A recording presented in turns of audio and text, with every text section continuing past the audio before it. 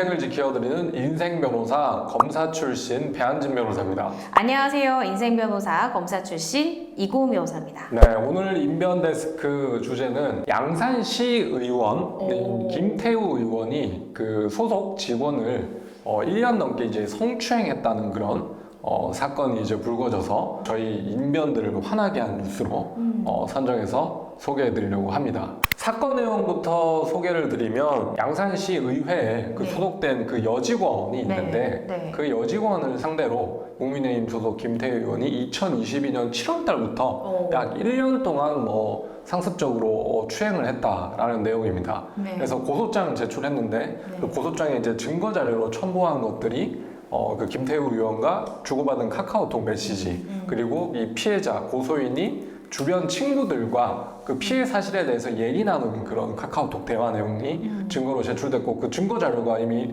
언론에 이제 공개가 됐죠. 네. 그 보면 피해자 고소인이 왜 이렇게 엉덩이 이렇게 툭 치냐 이런 식으로 얘기를 하니까 이제 바로 이제 김태우 의원이 사과하는 그런 메시지도 남겨져 있고 그다음에 친구한테 그 피해 사실을 알린 내용을 보면 화장실에서 뽀뽀나 키스를 시도하거나 했다는 그런 취지의 메시지도 확인되고 있습니다. 네, 이 경우에 물론 고소장 내용을 정확히 봐야 되겠지만 형법상 우리가 생각할 수 있는 건 강제추행죄도 생각할 수 있고요. 또 성폭력처벌특례법상의 업무상 위력관계에서의 추행도 생각할 수 있죠. 이 사안처럼 사실은 나의 직속 상사로부터 혹은 어떤 업무상 나에게 업무평가 관계에 있는 이제 직속 상관 등 이런 사람 등으로부터 추행이나 희롱을 당하는 경우가 있거든요. 기본적으로 이제 나의 어떤 업무 평가에 직간접적으로 영향을 미칠 수 있다라고 하면 업무상 위력관계 당연히 성립하고요. 이 사건 같은 경우 양산시 의원과 소속 직원이기 때문에 당연히 상하관계, 즉 업무상 위력관계는 인정이 됩니다. 그런데 업무상 위력에 의한 추행보다도 형법상 강제추행이 더 형량이 높거든요. 근데 이 사안에 보면 지금 피해자가 이 피의자와 주고받은 카톡이나 친구에게 피해 내용을 호소하는 카톡을 보면 갑자기 손 쓸 틈도 없이 엉덩이를 만진다든지 키스를 시도한다든지 이렇기 때문에 이건 다 기습추행에 해당되거든요. 그럴 때는 형량이 더 높은 형법상 강제추행죄를 적용해서 고소를 진행하시는 것이 훨씬 더 유리합니다. 자, 이 사건 관련해서 피의자 혐의를 부인하는 것으로 알려졌는데요. 자, 피의자와 피해자가 이 사건 관련해서 어떻게 각 변호인이 변론을 할지 시나리오를 세워보면 어떨까 싶습니다. 변호사님 먼저 피해자는 어떻게 주장할까요? 피해자는 일단 그 카카오톡 메시지로 그 사건이 발생한 당일에 바로바로 이의 제기를 했을 것 같습니다. 그래서 그날 어떤 추행 행위가 있었다면 왜 그러냐 하면서 이의 제기를 했고 즉시 이제 피해자 김태우 의원이 사과를 받았죠. 그렇다면 이제 사실관계, 그러니까 추행의 고의는 변론으로 하더라도 추행행위 자체는 인정될 가능성이 굉장히 높죠. 그리고 1년간 그렇게 추행을 당했음에도 이제 고소하지 못한 것은 그 카카오톡 메시지를 보면 피해자도 이의 제기를 하는 그 과정에서도 이제 웃는 모양의 이모티콘을 썼거든요. 그게 뭐냐면 이 위력 관계에 있는 관계에서 이제 하급자 입장에서는 어쨌든 이게 자기가 회사 생활을 하는 거니까 참고 그거를 유하게 넘겨보려고 굉장히 부단히 노력한 흔적이라고 저는 생각을 하거든요. 근데 이제 너무 지속되니까 이제 참지 못하고 고소에 이른 게 아닌가 그렇게 생각을 합니다. 네, 지금 피해자 입장을 말씀해 주셨는데 자, 그러면 혐의를 부인하고 있는 피해자 측 변호인은 어떻게 변호할까 생각해보면 일단 이게 기습추행이라는 건 보통 단발성이잖아요. 우리가 흔히 엉덩이 만지고 튀는 사건 이렇게 길거리에서 갑자기 가슴을 툭 치고 도망간다든지 그런 일회성을 기습성으로 봐서 기습 강제추행, 그러니까 그냥 일반 강제추행으로 인정되는 경우가 많거든요.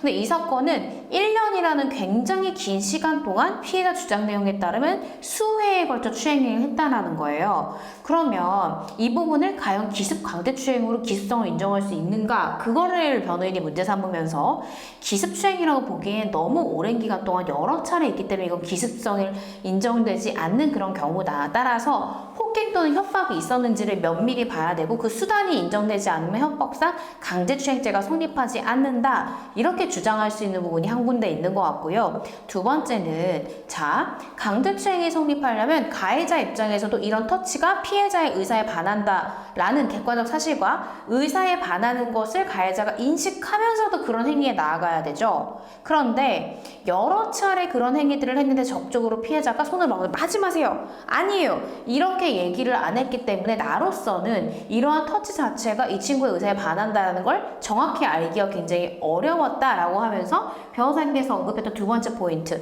항상 웃으면서 이모티콘을 보내서 이게 정말 싫다는 건지 아니면 뭐 이 부분에 대해서 괜찮은데 그냥 부끄러워서 이렇게 하는 건지 이 부분이 명확하지 않았다. 피해자 의사에 반한다라는 걸 내가 명확하게 인지하기 좀 어려웠다라고 주장할 가능성이 있습니다.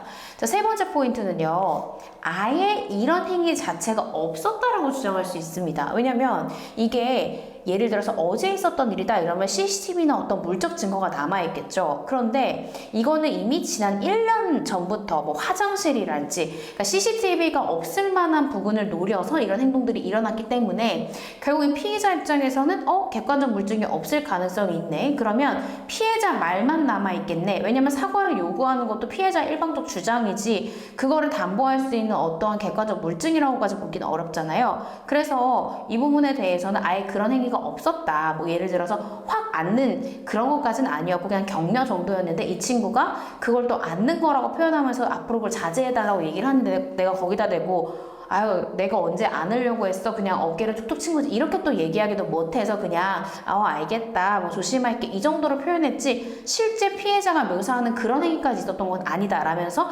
행위의 일부 또는 전부를 아예 없었다 내지는 너무 과장된 진술이다 라고 주장할 가능성도 있습니다. 그래서 이 세 가지 포인트를 이 가해자 변호사가 주장하지 않을까라고 조심스럽게 생각을 해봅니다.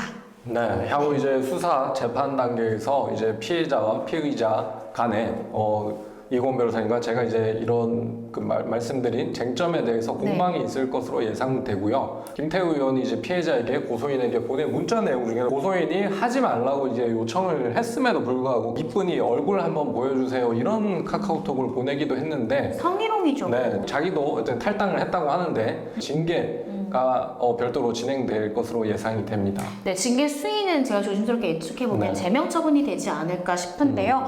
향후에 이게 형사적인 결과뿐만 아니라 시의회에서 어떠한 징계 처분을 내리는지까지 후속 보도 나오는 대로 공유해드리도록 하겠습니다. 오늘 인변데스크는 여기까지 마무리하고요. 이번 영상 유용하셨다면 좋아요와 구독, 알림 설정까지 부탁드립니다. 네, 다음 주에 인변데스크 또 한 주간의 핫한 뉴스로 찾아뵙도록 하겠습니다. 감사합니다.